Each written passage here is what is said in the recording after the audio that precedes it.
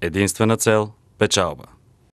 Да разбираме, че фармацевтичните компании си измислят все нови и нови състояния, за които Науката измисля състоянията, а фармацевтичните компании напасват медикамента към тях. Вижте, значи това са взаимно свързани процеси.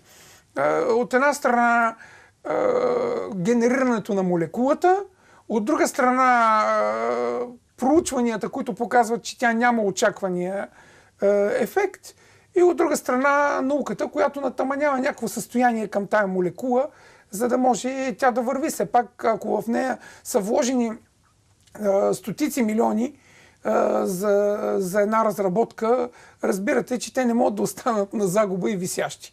А фармацевтичната индустрия никога не е била на загуба.